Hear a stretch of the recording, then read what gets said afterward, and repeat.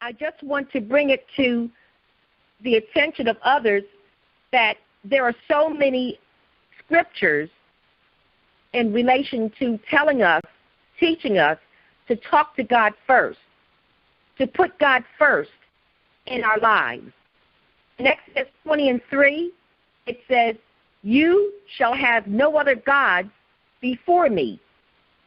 People can lose perspective and put other things before God, such as wealth, such as success, such as pleasure, even family. But a wise person will always put God first. Proverbs 3:6 says, "In everything you do, put God first, and he will direct you and crown your efforts with success." The question is, why should I talk to God first? Why should I put God first? Well, first, because God is worthy, and he deserves first place. God is perfect. Man is never perfect. God always keeps his promises. Man always breaks his promises. Never forget that God knows more than you and can do more than you can. And second, because it puts into motion God's law of sowing and reaping into your life. God says he will honor those who honor him. And also, when you put God first, know that you will be blessed.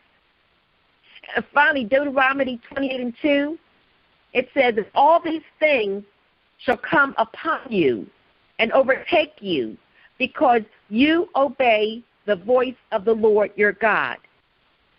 So it's in your best interest, saints, to put God first in every way you can. And here are some ideas. Before you make that decision, look to God for direction. Don't ask anyone else for advice before you ask God.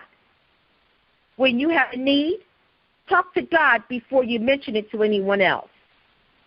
When something good happens to you, let God be the first one you talk to about it, offering him thanks. When you receive income, let giving to God come first before anything else. Before you eat, first thank God for the food. You don't need to pray for all the missionaries or even have to pray out loud. Just look to your source and thank him before you eat. And when you wake up, talk to God before you talk to anyone else. That doesn't mean you have to spend hours praying.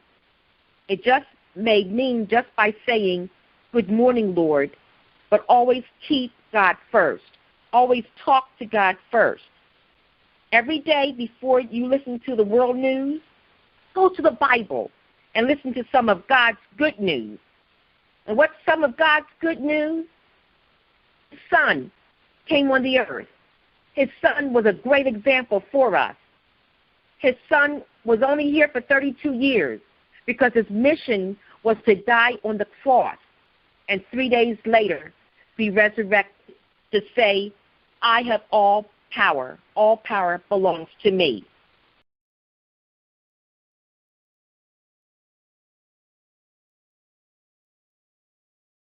Father, help us to replace fear with faith and anxiety with trust during this coronavirus.